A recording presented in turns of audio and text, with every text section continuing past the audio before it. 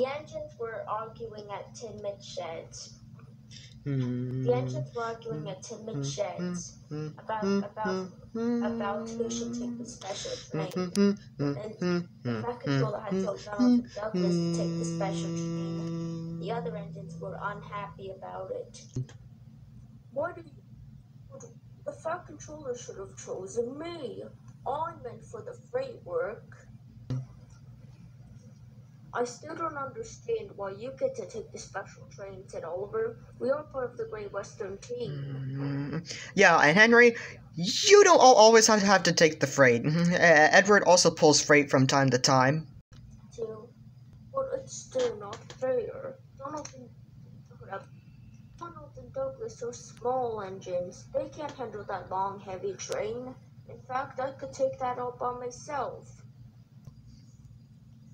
Well, can three of you shut up? If anyone's gonna take the special train, it should be me. Hold up. The train, it should be me. I am the pride of the line, after all. But Gordon, I think your brother is more famous than you, and besides, Donald and Douglas are from Scotland, you know. They might be famous as well. Excuse me, Edward. I can't believe you have the guts to talk to me like. I can't believe you have even the guts to talk to me like that, Edward. You were just a silly old iron. That train. It would probably take two people. Also, just because my brother is faster than me. Also, because Donald Douglas are from Scotsman, doesn't make it any from Scotland. Doesn't mean that doesn't give an excuse why they should take the train and not me.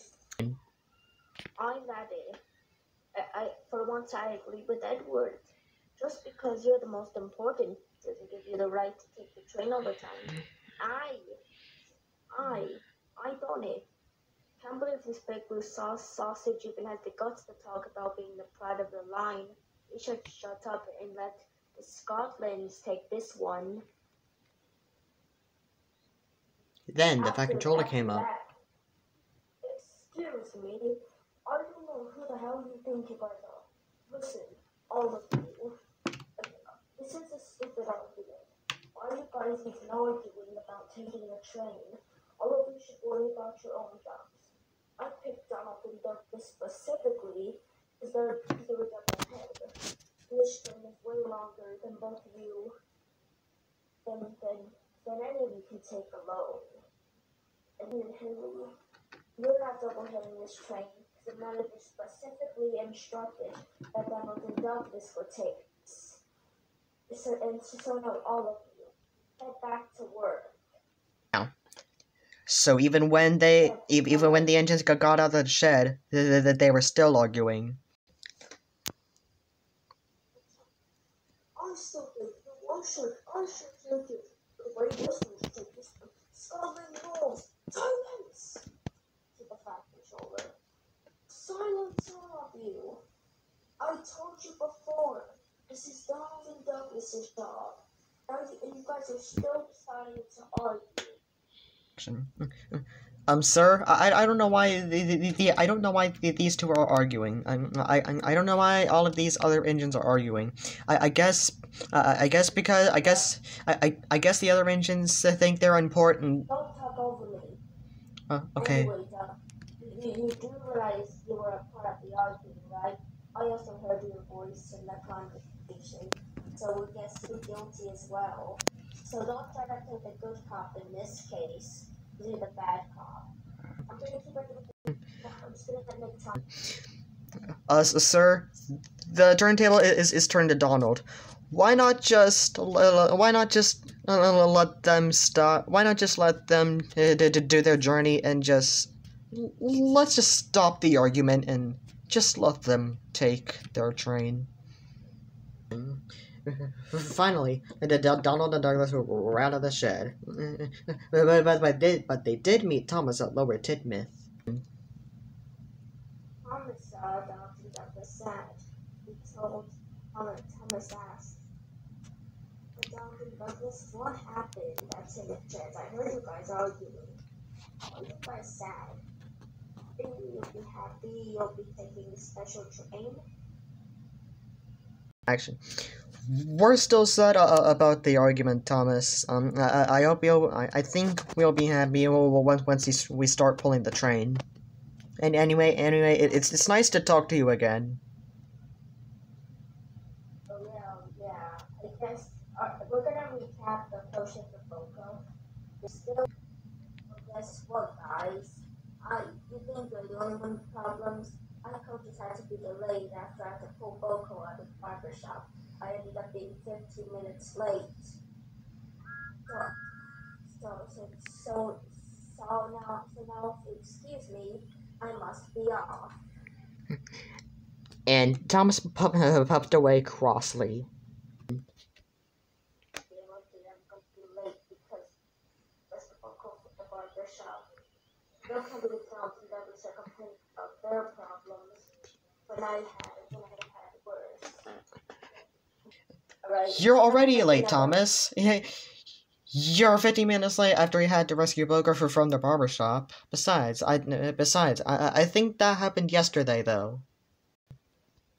Guess what? It didn't. I'm gonna make another background. But guess what, sir? It didn't happen yesterday. It happened today. After I spoke to the barber shop, it took me 20 minutes just to get back to my coaches, which then made me additionally 15 minutes late. But I was able to make up last time. Then I was stuck by a jammed signal, which then again caused me to be more late than I already was. And Stanley told him he was pulling in a freight train at Crosby. It was building supplies. After the incident, Boko crashed into the barber shop. It was a long train as well. Well, anyways, Thomas, I have to go. Oh, too fast. Well, anyways, Thomas, I have to go work at Nap Barber. So good luck, I guess. And so Stanley puffed away. Donald Douglas had to turn around. They were heading to 10 Everett Station to collect their train. They became happier to get their train.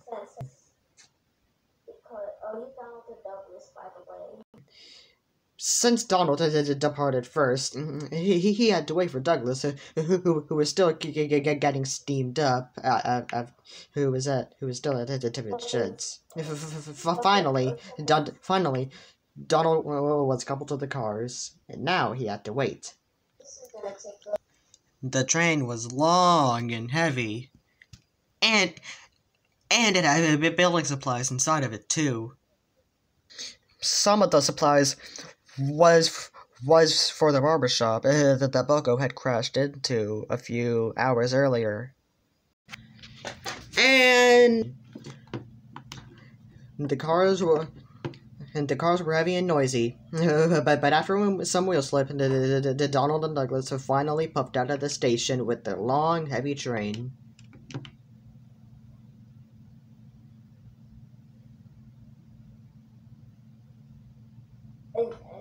Douglas yanked Donald's coupling to go, which made Donald and Douglas proceeded onto the Thomas's branch line, aka the line where 30, where the road connects. Donald and Douglas stormed along the line at fast speeds. Teamwork makes the dream work. Right, Dougie? Yes. And the trucks were unpleased at the sudden jerk of speed. Hold back, they said. Except it was no match for Donald and Douglas's strength combined. The truck's brakes were pointless. Douglas realized something was ahead of me. It was a signal, and it wasn't set for green. The Douglas decided Darn it! to try. Darn it! Darn it! A red to signal! on his brakes. Come to a stop! And so they did. And we were going so nicely too. Aye, we were.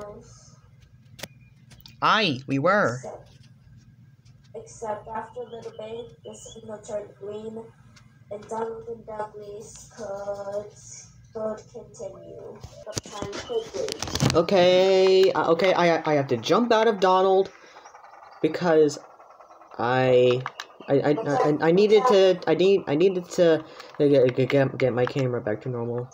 Okay, so 3, 2, 1, action. Donald and Douglas were speeding down the line, trying to make up for lost time because of the red signal. Rattled behind them. Approached the bridge that heads to Tidmouth Station.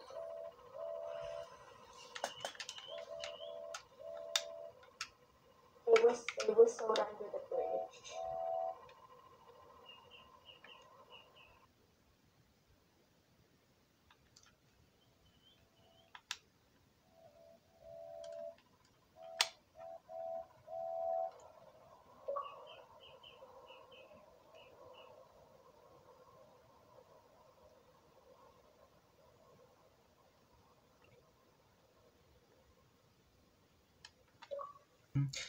But unfortunately, due to a sharp curve, they yanked the train too hard and they came off the rails. We're just going to ignore the derail tender. Meanwhile, James heard about the crash. They went to go investigate. Unfortunately, James's tender had come off the rails, which made him come off the rails as well, too. And the main line was a mess. James derailed as well because of his tender.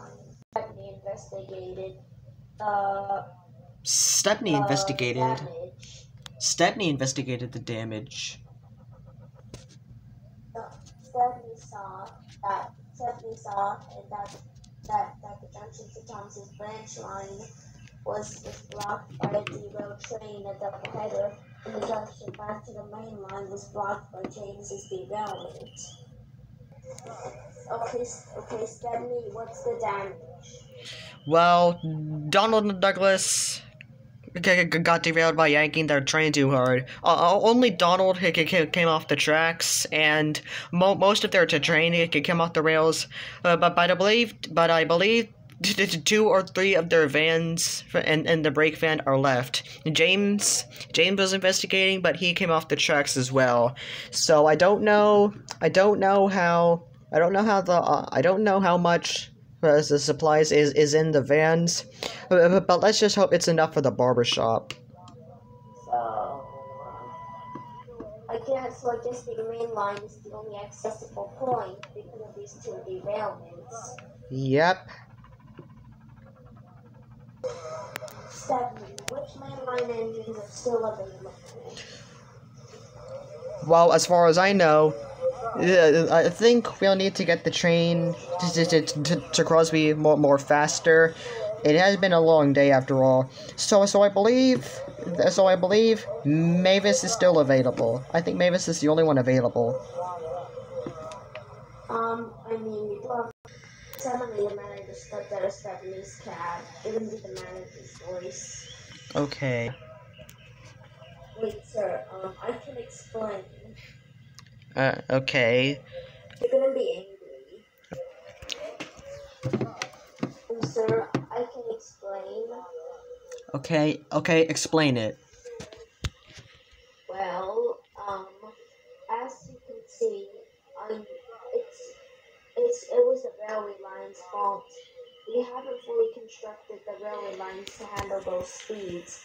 as those curves were only meant for tank engines. Uh, I don't know why Donald and Douglas were thinking about accessing that point, as big engines like Donald and Douglas were not meant to be going on the branch lines, as they know they're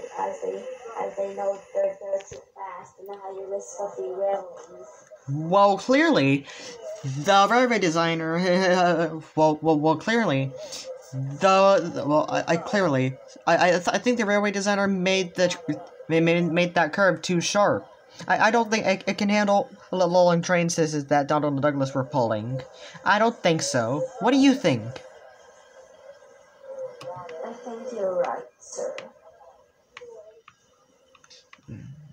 I just don't get why I just don't get why he would make something like that. Or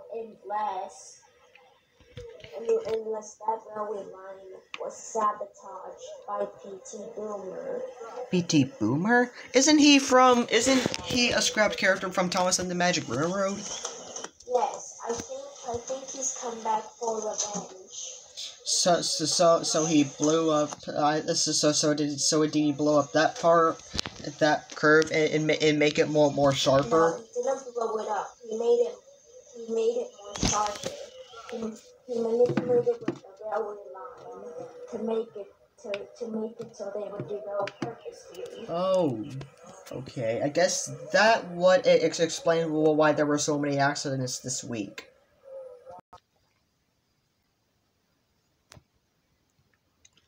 What is it, X James?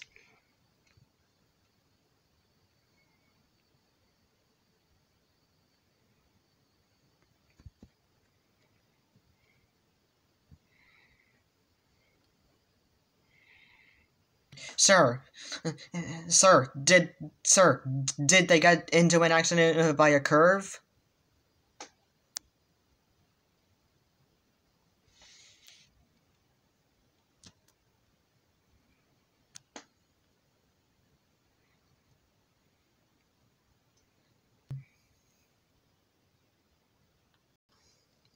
Aha.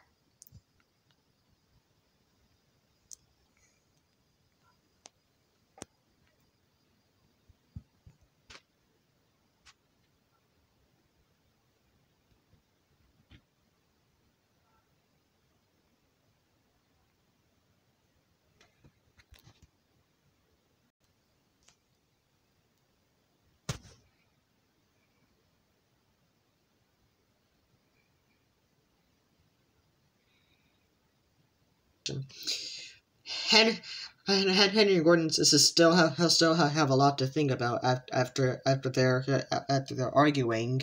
And Edward and James will be volunteering for Donald and Douglas I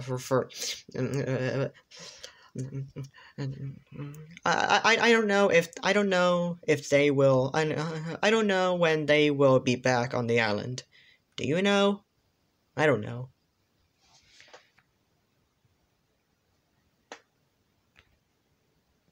Yep.